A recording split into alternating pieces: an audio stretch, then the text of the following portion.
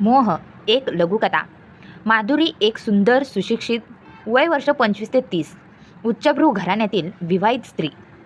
सतीश वय वर्ष 25 ते 30चा, सुशिक्षित उच्चपदस्थ नोकरदार. विवाहित पुरुष.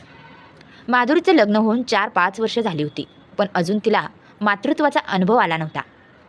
पती, घर, वयस्कर सासू-सासरे यांना सांभाळणे यातच ती व्यस्त असायची. काहीतरी कामानिमित्त अशीच ती एकदा सतीशच्या ऑफिसमध्ये गेली असताना त्यांची भेट झाली. मग त्या कारणाने दोघे वारंवार भेटी लागले. भेटीचे रूपांतर थोड्या दिवसात चांगल्या मैत्रीमध्ये झाले. आता दोघे ऑफिसच्या बाहेरही भेटू लागले. एकमेकांचा संवाद त्यांचा आनंददायी त्यांना वाटू लागला. सतीश त्याचं काम, संसार, पत्नी आणि एखाद्या वर्षाचं बाळ या गडबडीत ही माधुरीला वेळ द्यायचा. माधुरीने हळूहळू सतीशला तिचे घरदार, संसार, ओळख सगळे सांगितले. सतीशनेही माधुरीला सर्व सांगितले. त्याची पत्नी, त्याचं बाळ, त्याची नोकरी, सगळं. आताच्या त्यांना एकमेकांना भेटल्याशिवाय करमत नाही असं वाटायला लागलं होतं. पण तेवढ्यातच सतीशची ट्रान्सफर ही पुण्याला झाली. सतीश नवीन काम, नवीन घर, नवी मित्रमंडळी यात चांगलाच रमला होता. घरातही बाळाच्या लाड कौतुकात त्याचं दिवस छान मजेत चालले होते. म्हणूनच इकडे आल्यावर त्याला माधुरीची आठवणही आली नाही. पण माधुरी मात्र तिच्या दैनंदिन जीवनामध्ये बोर व्हायला लागली होती. सतीशच्या सोबत हिंडणे, फिरणे, मौज मजा, गप्पा-टप्पा याची जणू काही तिला सवयच लागली होती.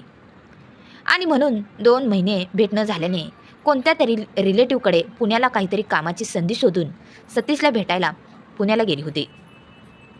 त्याप्रमाणे फोन करून तिने सतीशला भेटायला बोलवले होते. दुसऱ्या दिवशी सतीश सांगितल्या पत्त्यावर वेळेत पोहोचला. माधुरी त्याला भेटून आनंदली. दोघांनी नेहमीप्रमाणे छानशा हॉटेलमध्ये चहा, कॉफी घेतली. मन मोकळेपणाने एकदम जिवलग मैत्रीसारख्या उत्स्फूर्त गप्पा मारल्या. सतीश चाही मूड छान फ्रेशवला. आनंदाने आपापल्या घरी परतले. सतीश परत त्याच्या रुटीनमध्ये व्यस्त झाला. त्याचे दिवस उगवले तसे संपत होते.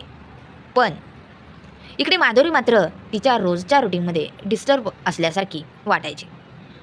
वेळोवेळी तिला सतीशच्या सहवासाची आठवण यायची. आनंदी राहायची असेल तर सतीशला भेटायला हवे, त्याच्यासोबत थोडा वेळ घालवायला हवा असा तिने मनाशी निश्चय केला. आणि त्यासाठी ती वेगवेगळी कारणे काढून पुण्याला जायला लागली. पुण्याला आल्यावर सतीशला फोन करायचा आणि भेटायला बोलवायचं. मग कुठल्या तरी रम्य अशा स्थळी जाऊन चहा कॉफी प्यायचे, मन मोकळेपणाने बोलून घ्यायचे. परत घरी येऊन संसाराची रुटीन सुरू करायचे. हे असले येण्या जाण्याचे चक्र आता माधुरीचे पती, सासू-सासरे आणि संबंधितांना लक्षात येऊ लागले. माधुरी पुण्याला जाऊन आली की आनंदी असायची आणि कालांतराने हिरमुसली दिसते असे त्यांना वाटू लागले होते. इकडे सतीशचाही प्रॉब्लेम वाढत चालला होता. नवीन जागेवर इम्प्रेशन पाडता त्याला माधुरीसाठी जो वेळ द्यावा लागत होता त्यासाठी त्याला नवख्या मित्रांची मदत घ्यावी लागायची.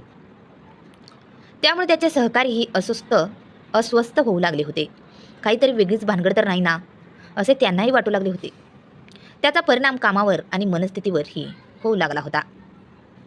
सतीशला विनाकारण त्यांची मनधरणी करावी लागते म्हणून तो अपमानास्पद फील करू लागला होता. निष्कारणच समाजाच्या संशयित नजरा, कामातही फरफरटणे, त्याचबरोबर पत्नी आणि बाळालाही न दुखावता सांभाळणे यांच्या विचित्र कात्रीत सापडल्यासारखं झालं होतं. पण तो माधुरीलाही निष्ठुरपणे नाकारू शकत नव्हता. सारखी मला भेटायला येऊ नकोस असे सांगण्यासाठी त्याला मनाचा कठीणपणा आणता येत नव्हता. समाज, संसार आणि संशय यांच्या भयानक वादळामध्ये दोघेही फसत गेले होते. आपण तर फक्त एकमेकांना आनंदी ठेवण्याचे काहीतरी स्रोतच आहोत असे त्यांना वाटायचं.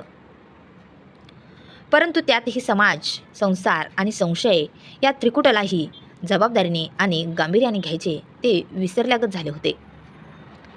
स्त्री पुरुषाची मैत्री आज ही त्रासदायकच ठरू शकते याचा अंदाज त्यांनी घेतला नव्हता.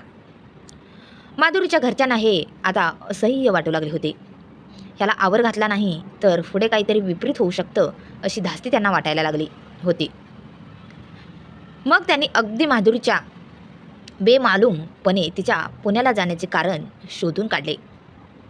इकडे सतीशच्याही कामात त्याच्या माधुरीसोबतचे मैत्रीची विषारी हवा चांगलीच पसरल्याने ऑफिसमध्ये बेजबाबदार आणि संसारामध्ये अस्थिरता वाढू लागली होती. आयुष्यातला हा अत्यंत महत्त्वाचा कालावधी विचित्र अवस्थेमध्ये हेलकावणे खात होता. मैत्री नावाचा अथांग सागर त्याचा मोह दाखवत होता.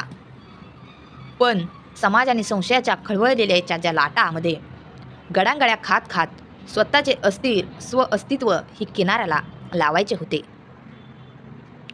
माधुरीच्या पती आणि सासू सासरे यांनी चांगल्या पण कठोर शब्दात तिला समंजसपणाने सतीशसोबतची मैत्री तोडण्याची आणि त्याला पूर्णपणे विसरण्याची धमकीसुद्धा दिली.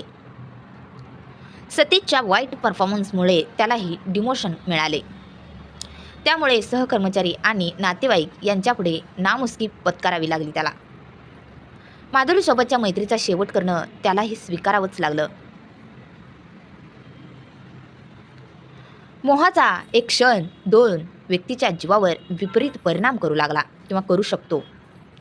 मोह वाईट नसतो जेव्हा तो योग्य गोष्टीचा असतो तेव्हाच, नाहीतर फक्त मनाच्या विरुंगळ्यासाठी केलेला मोह पुढे मनस्तापशिवाय काहीही देऊ शकत नाही.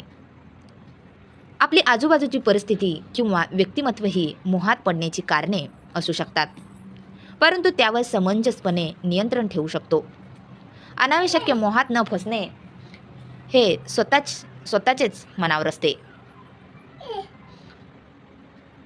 रामायण घडणे कशामुळे असा प्रश्न बहुतेक वेळा एखादी म्हणी सारखा विचारला जातो आणि त्याचं पुढं उत्तरही ना देवी सीतेला सुवर्ण मृगांचा मोह झाला असता ना रामायण घडले असते असे तयारच असते. मतितार्थ काय ही, जर देवदेवताही ह्या मोहरूपी जाळ्यात फसलेले दिसतात तर मग साधं मानवी जीवन यातून कसं सुटू शकेल? याचंच उत्तम उदाहरणार्थ म्हणजे माधुरी आणि